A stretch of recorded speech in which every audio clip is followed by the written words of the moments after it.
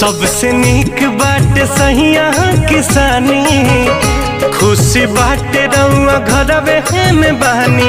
मुहुआ